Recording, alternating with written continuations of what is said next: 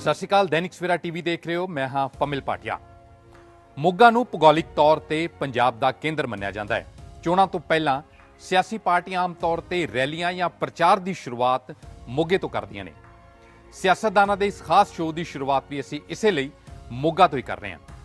ਇੱਥੋਂ ਦੇ ਵਿਧਾਇਕ ਡਾਕਟਰ ਹਰਜੋਤ ਕਮਲ ਦੀ ਜ਼ਿੰਦਗੀ ਨਾਲ ਜੁੜੇ ਕੁਝ ਅਜਿਹੇ ਪਹਿਲੂਆਂ ਤੇ ਅੱਜ ਝਾਤ ਮਾਰਾਂਗੇ ਜੋ ਆਮ ਤੌਰ ਤੇ ਸਿਆਸੀ ਰੌਲੇ ਦੇ ਵਿੱਚ ਸੁਣਾਈ ਨਹੀਂ ਦਿੰਦੇ।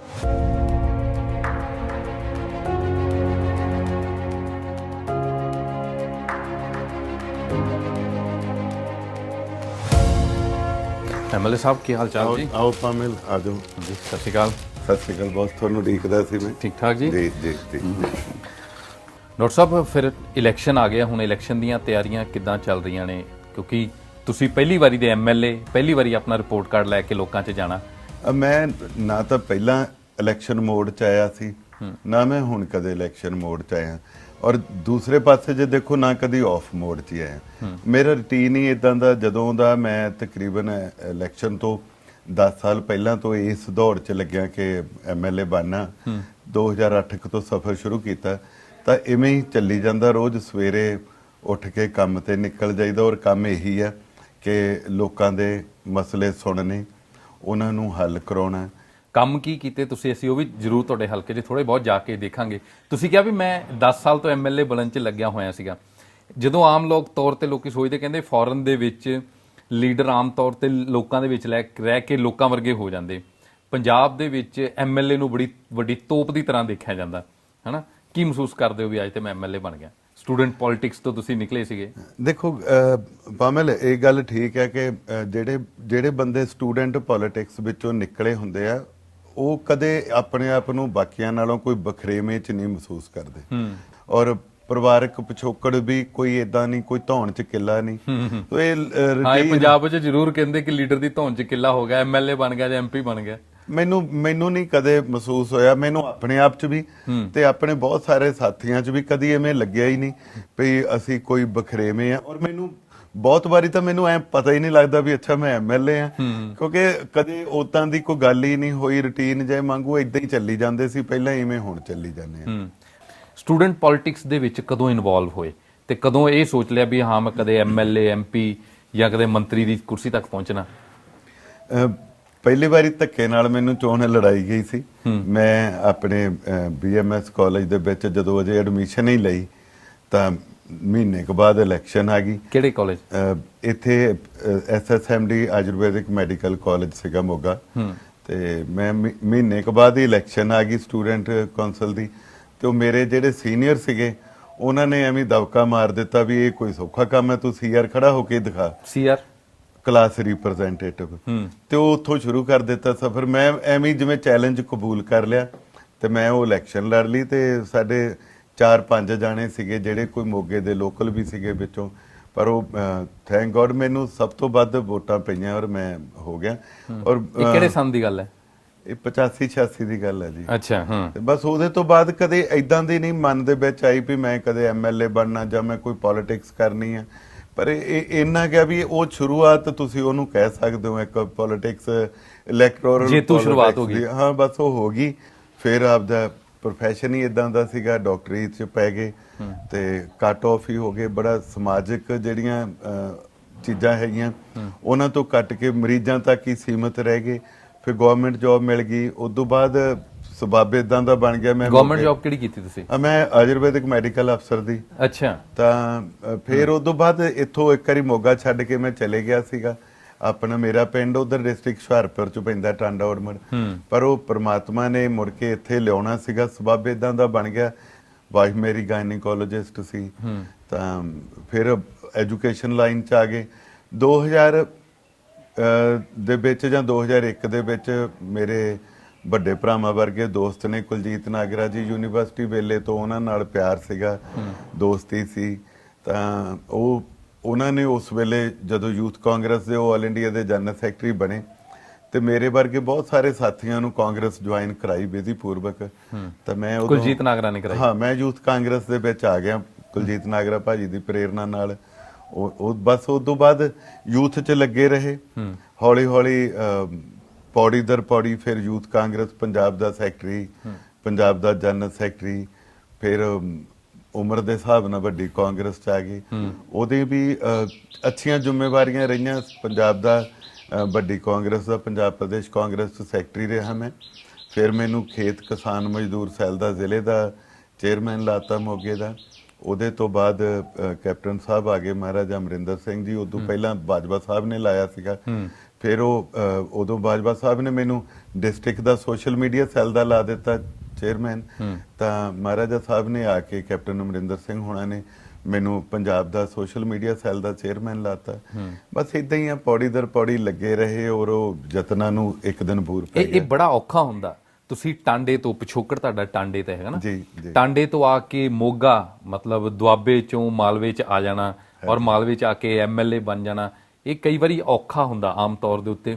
ਲੋਕੀ ਤੇ ਇਹੀ ਨਹੀਂ ਮੰਨਦੇ, ਲੋਕੀ ਕਹਿੰਦੇ ਬਾਹਰ ਦਾ ਬੰਦਾ ਬਾਹਰੀ ਲੀਡਰ ਹੈਗਾ ਹਨਾ, ਬਾਹਰੋਂ ਆ ਕੇ ਬੈਠ ਗਿਆ ਇੱਥੇ, ਕਿਉਂਕਿ ਇੱਥੇ ਵੀ ਅਕਾਲੀ ਦਲ ਮਜ਼ਬੂਤ ਸੀਗਾ ਮੋਗੇ ਦੇ ਵਿੱਚ ਵੀ ਹਨਾ।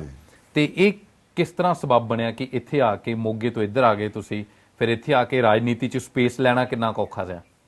ਦਾ ਅਲਕੈਮਿਸਟ ਬੁੱਕ ਹੈਗੀ ਇੱਕ, ਉਹਦੇ ਵਿੱਚ ਉਹ ਲਿਖਦਾ ਕਿ ਜਦੋਂ ਕੋਈ ਬੰਦਾ ਸੁਪਨਾ ਲੈ ਕੇ ਉਸ ਸੁਪਨੇ ਨੂੰ ਸਾਕਾਰ ਕਰਨ ਵਾਸਤੇ ਸੱਚੇ ਮਨ ਨਾਲ ਘਰੋਂ ਨਿਕਲ ਤੁਰਦਾ ਤਾਂ ਸਾਰਾ ਬ੍ਰਹਿਮੰਡ, ਸਾਰੀ ਪ੍ਰਕਿਰਤੀ ਸਾਜ਼ਿਸ਼ਾਂ ਰਚ ਕੇ ਉਹਦੀ ਮਦਦ ਕਰਦੀ ਹੈ। So that happen also with me. ਮੈਂ ਉਵੇਂ ਹੀ ਹੋਇਆ।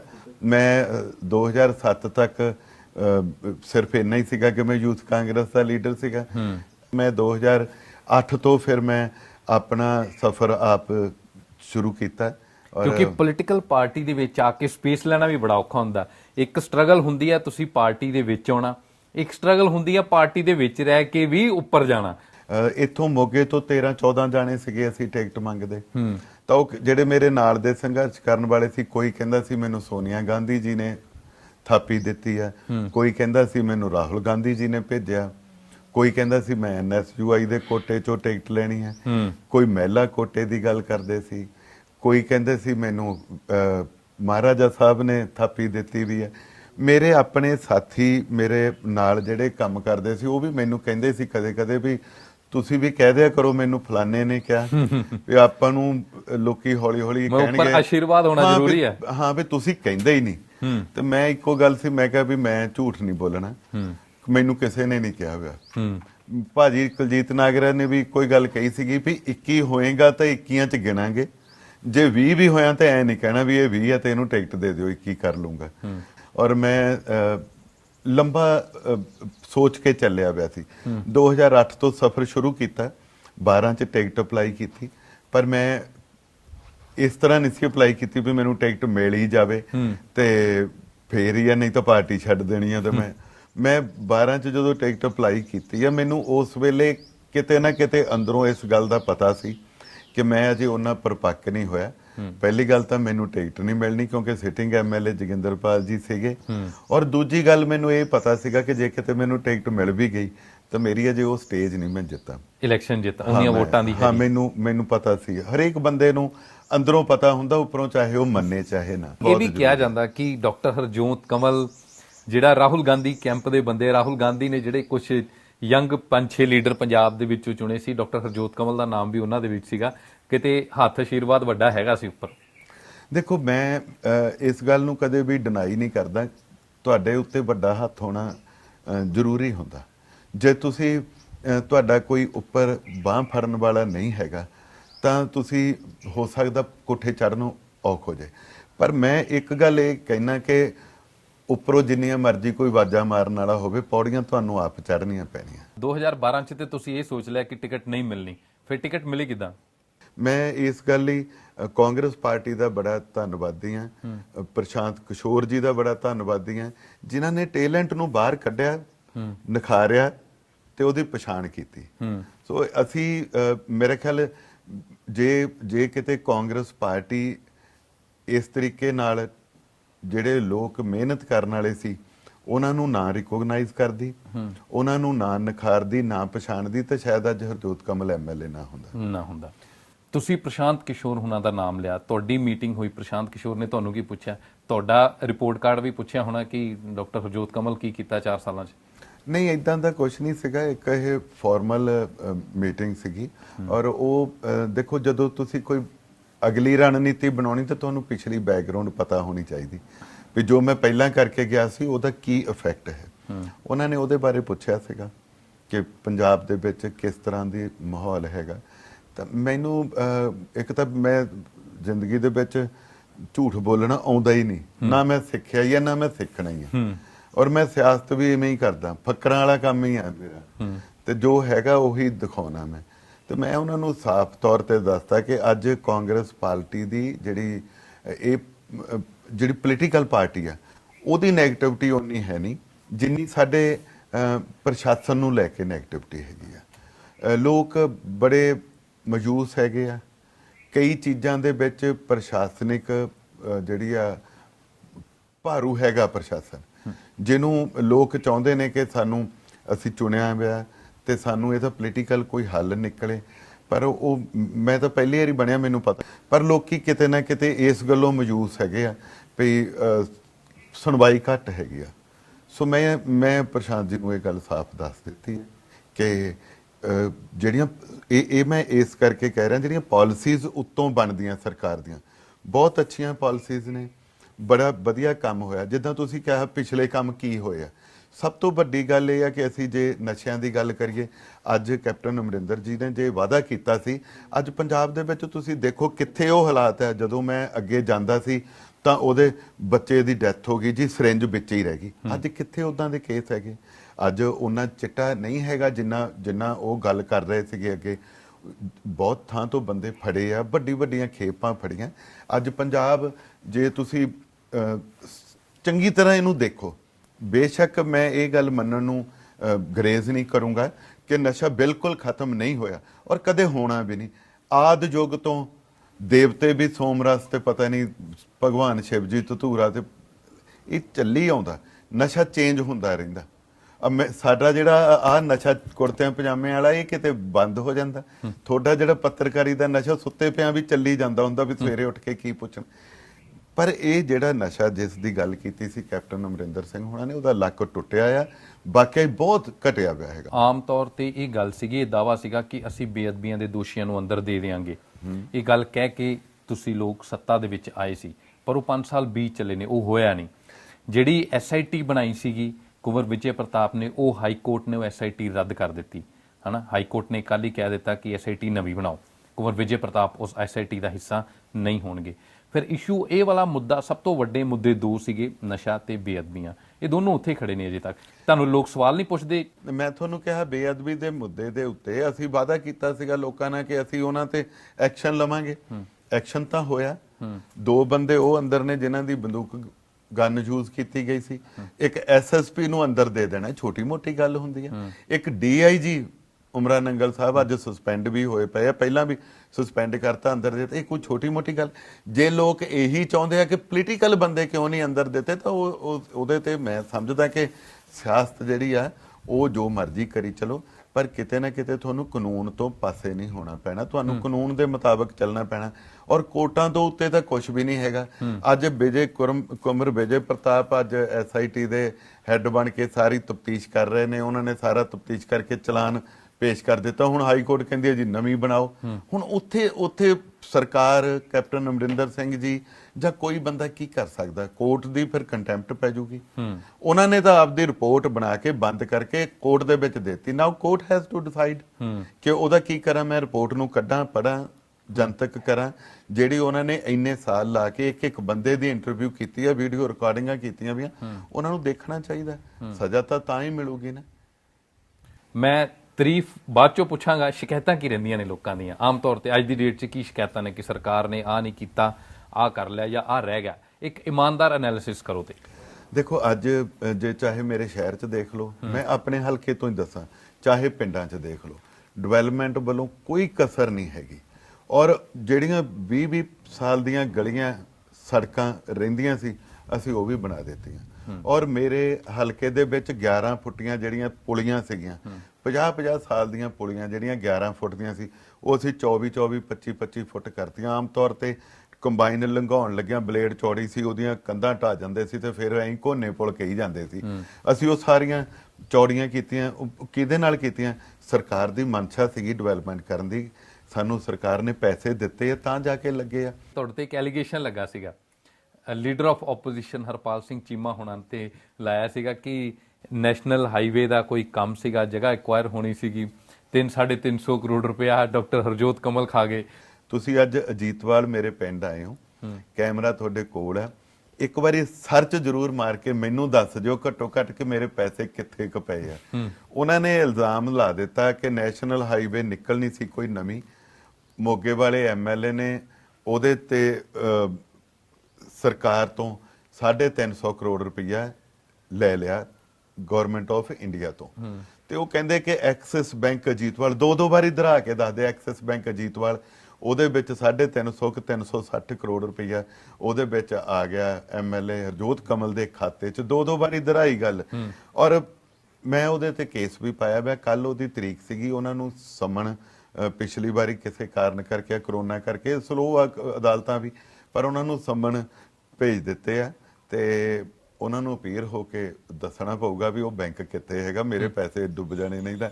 ਪਹਿਲੇ ਤੇ ਕਹਿੰਦੇ ਸੀ ਸਮਨ ਰਿਸੀਵ ਨਹੀਂ ਹੋਏ, ਐਲਓਪੀ ਜਿਹੜੇ ਨੇ ਹਨਾ, ਉਹਨਾਂ ਨੇ ਸਮਨ ਰਿਸੀਵ ਨਹੀਂ ਹੋਏ ਉਹਨਾਂ ਕੋ, ਹੁਣ ਸਮਨ ਰਿਸੀਵ ਹੋ ਗਏ?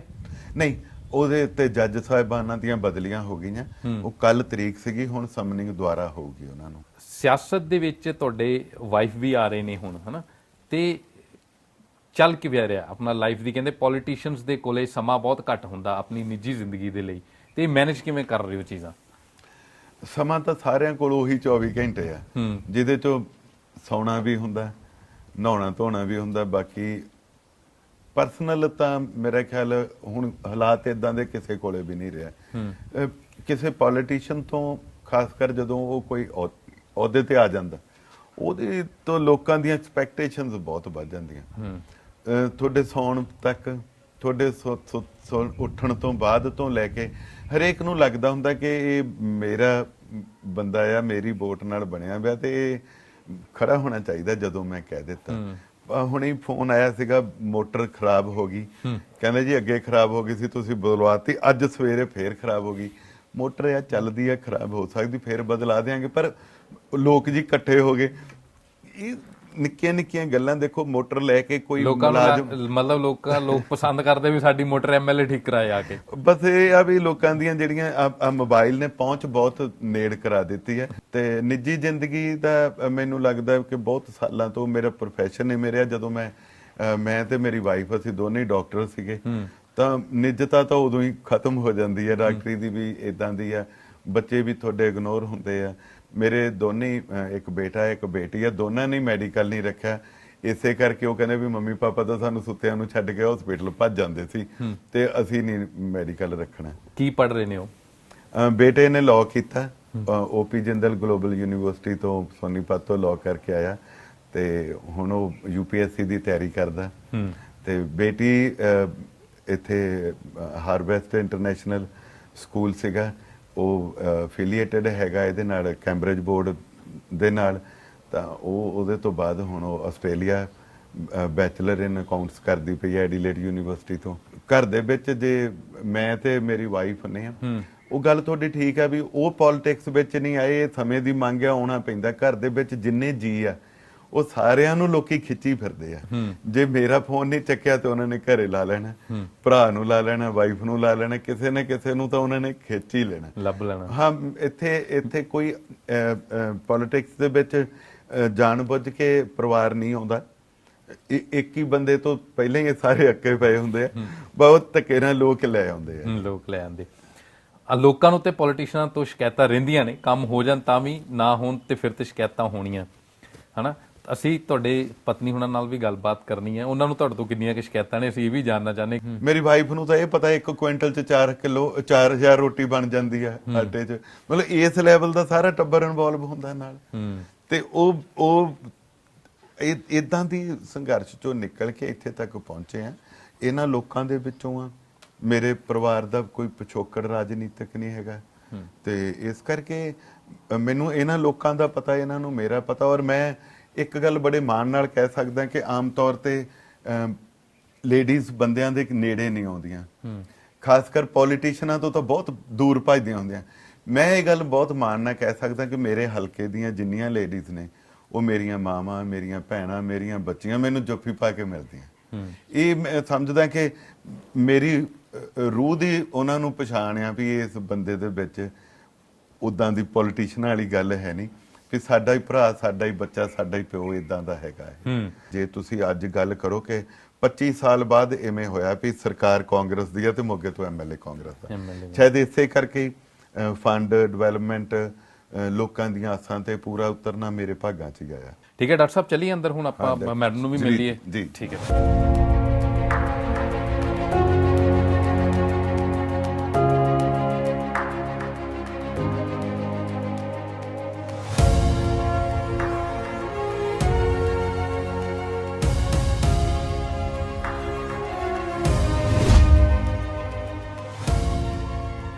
ਲੋਕਾਂ ਨੂੰ ਬਹੁਤ ਸ਼ਿਕਾਇਤਾਂ ਰਹਿੰਦੀਆਂ ਨੇ ਆਪਣੇ ਐਮਐਲਏ ਤੋਂ, ਕੰਮ ਚਾਹੇ ਜਿੰਨੇ ਮਰਜ਼ੀ ਹੋਣ ਜਾਂ ਨਾ ਹੋਣ, ਹਨਾ ਕੁਛ ਨਾ ਕੁਛ ਕਈ ਵਾਰ ਅਧੂਰਾ ਰਹਿ ਜਾਂਦਾ। ਪਰ ਫੈਮਿਲੀ ਨੂੰ ਵੀ, ਇੱਕ ਪੋਲੀਟੀਸ਼ੀਅਨ ਨੂੰ ਅਸੀਂ ਦੇਖਦੇ ਹਾਂ ਵੀ ਸਿਆਸੀ ਬੰਦਿਆਂ ਦੇ ਪਰਿਵਾਰਾਂ ਨੂੰ ਵੀ ਬਹੁਤ ਸਾਰੀ ਸ਼ਿਕਾਇਤਾਂ ਰਹਿੰਦੀਆਂ ਕਿ ਫੈਮਿਲੀ ਨੂੰ ਘੱਟ ਟਾਈਮ ਦੇ ਪਾਉਂਦੇ। ਫੈਮਿਲੀ ਕਿਵੇਂ ਲਾਈਫ ਮੈਨੇਜ ਕਰਦੇ ਹੋ, ਸਮਾਂ ਕਿੰਨਾ ਕੁ ਮਿਲ ਜਾਂਦਾ? ਕਿਉਂਕਿ ਡਾਕਟਰ ਸਾਹਿਬ ਕਹਿ ਰਹੇ ਸੀ ਵੀ ਅੱਜ ਦਾ ਦਿਨ ਆ ਵੀ ਅਸੀਂ ਬਹਿ ਕੇ ਥੋੜਾ ਇਕੱਠੇ ਖਾਣਾ ਖਾਣ ਦਾ ਮੌਕਾ ਮਿਲ ਰਿਹਾ, ਨਹੀਂ ਤੇ ਇੰਨਾ ਸਮਾਂ ਨਹੀਂ ਮਿਲਦਾ। ਇਹ ਤਾਂ ਵੈਸੇ ਕੰਪਲੇਂਟਸ ਮੈਨੂੰ ਲੱਗਦਾ ਕਿ ਰਹਿਣੀਆਂ ਹੀ ਹੈਗੀਆਂ, ਕਿਉਂਕਿ ਹਰ ਵਾਈਫ ਚਾਹੁੰਦੀ ਹੈ ਕਿ ਸਾਰਾ ਟਾਈਮ ਮੈਨੂੰ ਹੀ ਮਿਲੇ।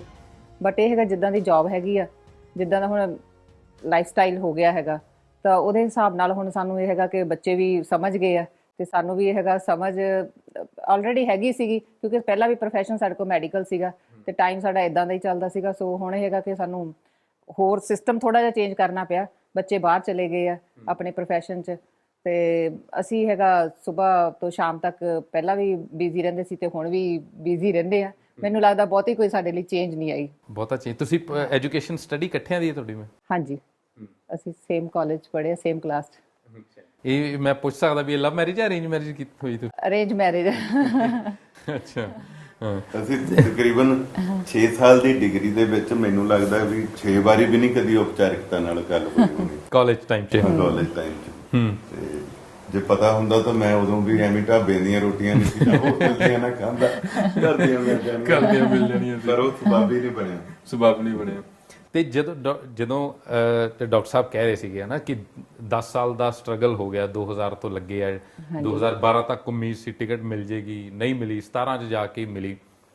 ਜਿਸ ਸਮੇਂ ਟਿਕਟ ਮਿਲ ਗਈ ਫਾਈਨਲੀ, ਪਾਰਟੀ ਨੇ ਹਰੀ ਝੰਡੀ ਦੇ ਦਿੱਤੀ, ਕੀ ਮਾਹੌਲ ਸੀ ਉਸ ਸਮੇਂ ਦਾ?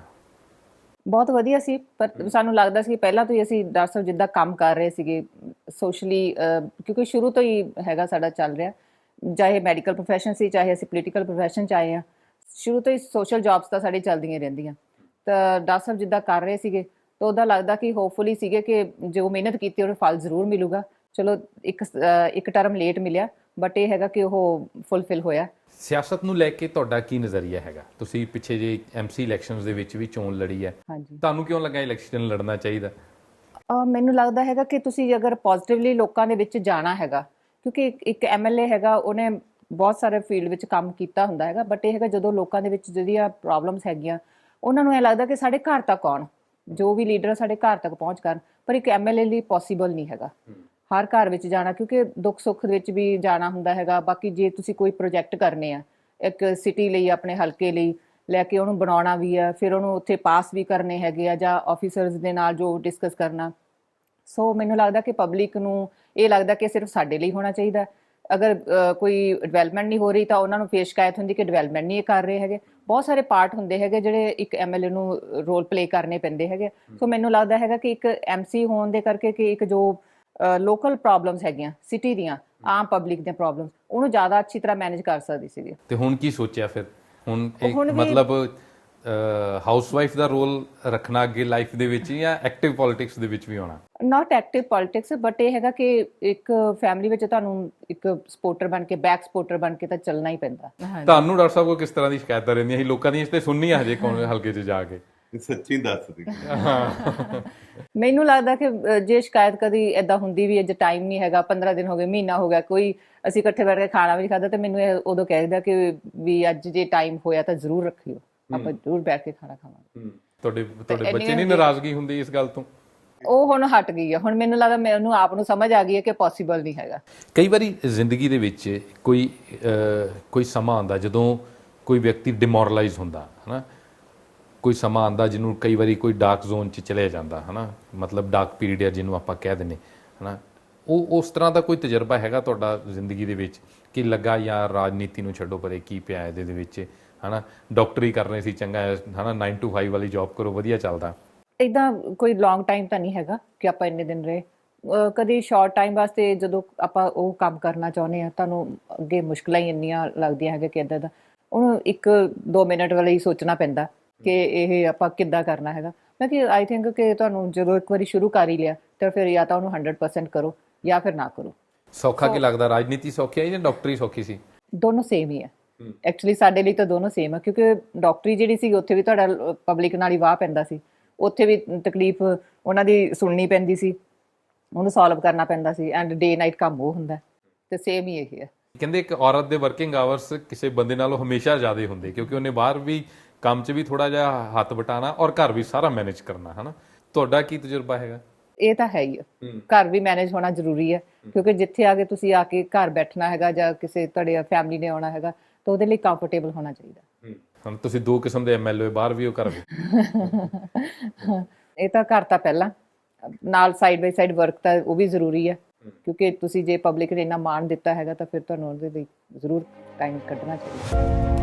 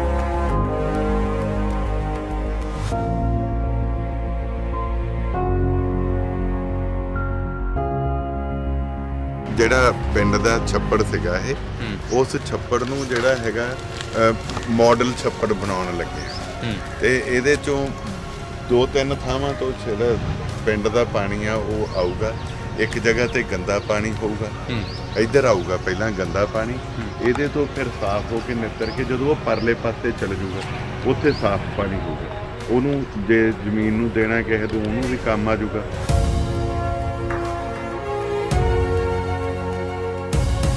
ਚਲੋ ਮਹਾਰਾਜ, ਤੁਹਾਡੀ ਹਿੰਮਤ ਆ ਸਾਰਿਆਂ ਦੀ।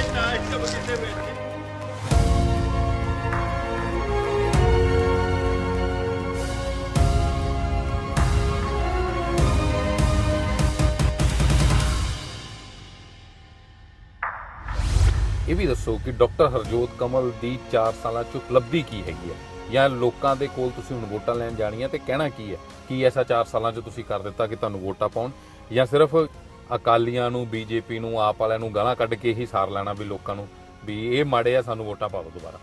ਸਾਡਾ ਜਿਹੜਾ ਸਭ ਤੋਂ ਵੱਧ ਮੇਨ ਫੋਕਸ ਹੋਊਗਾ ਉਹ ਐਜੂਕੇਸ਼ਨ ਉੱਤੇ, ਹੈਲਥ ਉੱਤੇ ਹੋਊਗਾ। ਸੋ ਜਿੱਥੇ ਮੈਂ ਪਿੰਡਾਂ ਦੀ ਗੱਲ ਕਰਾਂ, ਸਰਕਾਰ ਨੇ ਇੰਨੇ ਪੈਸੇ ਦਿੱਤੇ ਆ, ਧੋਣੇ ਧੋ ਦਿੱਤੇ, ਕੋਈ ਮੇਰਾ ਸ਼ਹਿਰ, ਕੋਈ ਮੇਰਾ ਪਿੰਡ ਇਦਾਂ ਦਾ ਨਹੀਂ ਰਿਹਾ ਜਿੱਥੇ ਡਿਵੈਲਪਮੈਂਟ ਨਾ ਹੋਈ ਹੋਵੇ।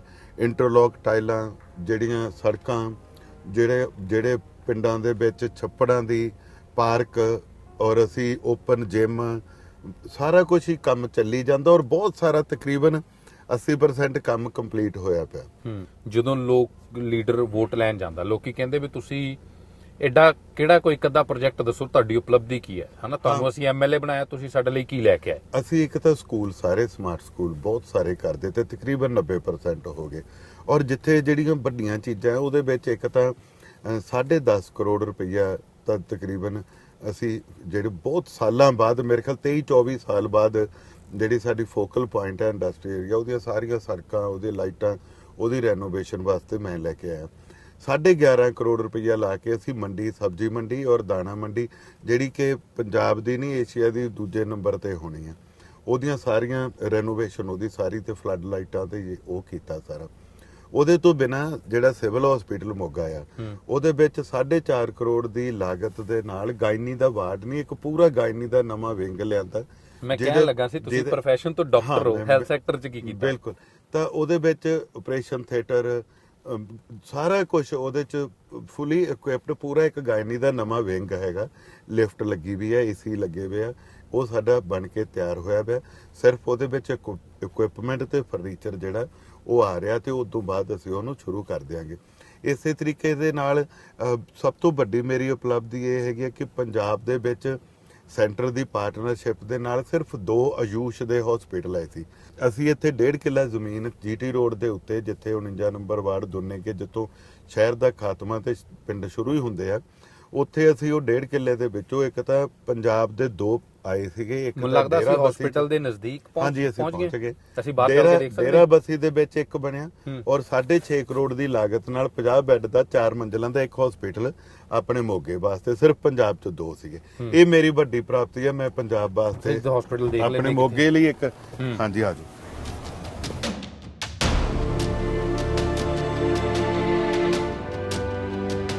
ਇਹ ਉਹ ਹਸਪੀਟਲ ਆ ਜਿਹੜਾ ਮੈਂ ਤੁਹਾਨੂੰ ਦੱਸਿਆ ਵੀ 6.5 ਕਰੋੜ ਦੀ ਲਾਗਤ ਨਾਲ 4 ਮੰਜ਼ਿਲਾਂ ਦਾ 50 ਬੈੱਡ ਦਾ ਹਸਪੀਟਲ ਬਣਦਾ। ਆਯੂਸ਼ ਦਾ ਪੰਜਾਬ 'ਚ 2 ਹੀ ਬਣੇ ਆ, ਤੇ ਇੱਕ ਮੈਨੂੰ ਮਾਣ ਆ ਵੀ ਮੁੱਖ ਮੰਤਰੀ ਔਰ ਪੰਜਾਬ ਦੇ ਜਿਹੜੇ ਸਿਹਤ ਮੰਤਰੀ ਆ, ਉਹਨਾਂ ਨੇ ਮੋਗੇ 'ਚ ਇਹ ਮਨਜ਼ੂਰੀ ਦਿੱਤੀ, ਔਰ ਜਿਵੇਂ ਤੁਸੀਂ ਦੇਖ ਰਹੇ ਆ ਵੀ ਬਣ ਕੇ ਤਿਆਰ ਹੋਇਆ ਪਿਆ।